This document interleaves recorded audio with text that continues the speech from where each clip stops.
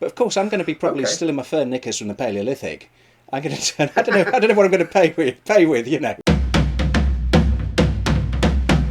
Hello, time Hello, time travellers. travellers. It dawned on me that one of the advantages of time travel is you can pretty much eat what you want. So if you're trapped in the Paleolithic and you're offered a greasy raw mammoth steak and you want something a bit more delicious, you can pop to anywhere you like for fast food.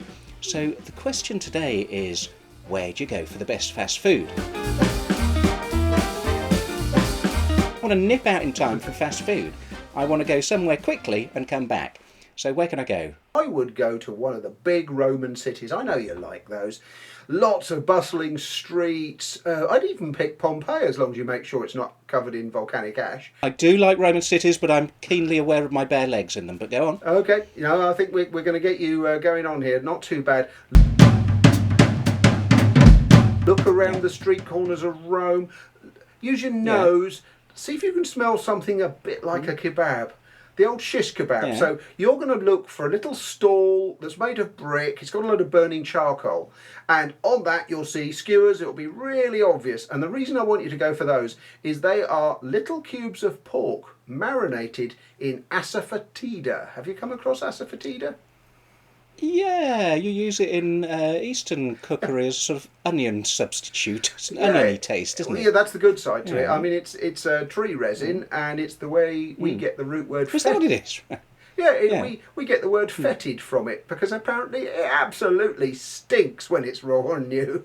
Horrible I've stuff. no But idea. if you dry it, grind it, you get this yellow powder that looks a bit like a spice. If you marinate pork cubes in that, it gives.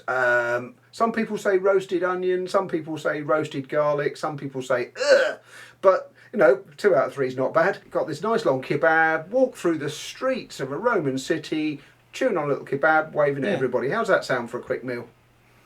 That sounds all right, But what do I eat it with? Big Roman round breads or funny fishy sauce? What? You could dip Nice rotty fishy sauce. Dip it in a rotty sauce. Yeah, you've got me worried now. You see, I'm wondering whether you're supposed to sit in the little restaurant and eat it with a piece of bread and a dip of rotten fish sauce. It's one of those odd things, isn't it? With Pompeii, for example, they always sort of show the fast food stalls like, oh look, they had fast food too. Like that's the great common denominator with the modern world. They had fast food and wrote dirty things on the wall, which I think is rather good. So yes, I think Roman world. But as I said, I'm always keenly aware that I don't like wearing tunics. I'd have to have a very, very long tunic, I think. Or be a barbarian in trousers. I think I'd be a good barbarian in trousers. The time travel into fast forward and get yourself to early Norman London then. You might have heard of pie shops through lots of parts of history, but I want you to go to the pie shops of early Norman London.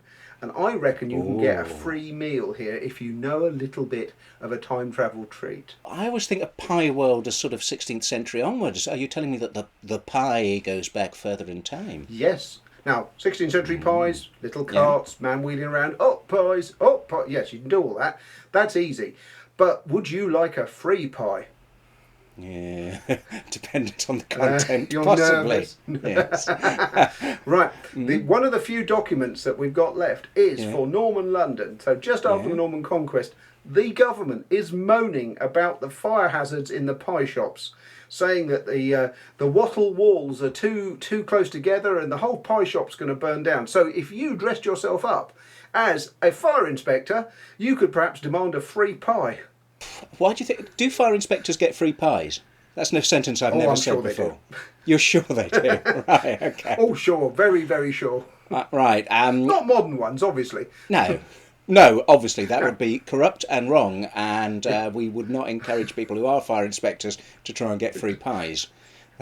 No. Be potentially criminal. I don't know. Not my subject. You're not warming to that, are you? No, I like the idea. I like the idea of a pie. I'm not sure about the whole free pie thing. I think I want to just, I'm quite happy to pay for the pie, but of course I'm going to be probably still in my fur knickers from the Paleolithic.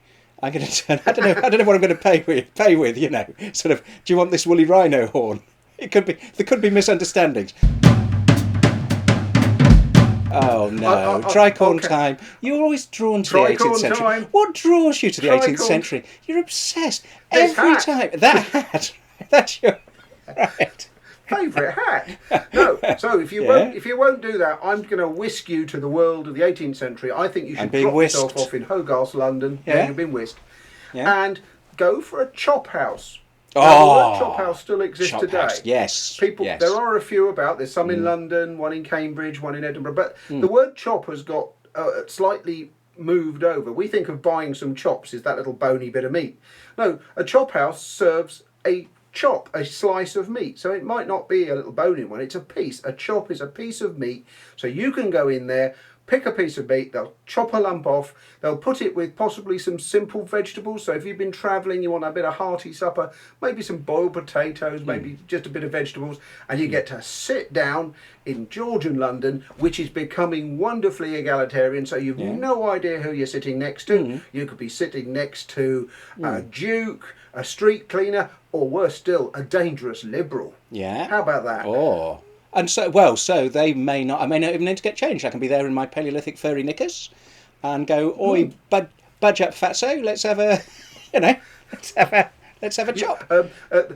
That's Lord Fatso to you. Yeah, Lord Fatso. I do love the idea of chop houses. I always have done. I had a craze on them years ago. So yeah, I like that idea, and I could go for that. Pop into the London, early 19th century, around the time of Waterloo. Look round at really early morning. So there's you, change your clothes, no fur knickers here. Change your clothes, walk round early London, little bit foggy, and there you'll see a little cart in the corner with an old woman, and it's got a big tea on the top. And I know you don't like tea, and you don't like coffee. Hideous stuff. But it's a salop cart. You can have a nice mug of salop. Yes. Now, the biggest question is, what the hell's in salop to most people? Turkish orchid root, which is ground to a pounder, mixed with hot water and probably a lot of sugar so you can't taste the Turkish orchid root, and served out of this kettle. And it's obviously so high class that the little tin cup you're drinking from is usually chained to the cart so you can't run off with it. How does that sound? That sounds very classy indeed. Ground Turkish orchid root. Yes. Ground Turkish orchid root. It's just, what? All right, okay. Where are you going to go then, Ed? Pick one. Which one do you fancy for your quick snack? I thought you were going to come up with more obvious ones. I sort of rather fancied sort of early Jewish fish and chips or something.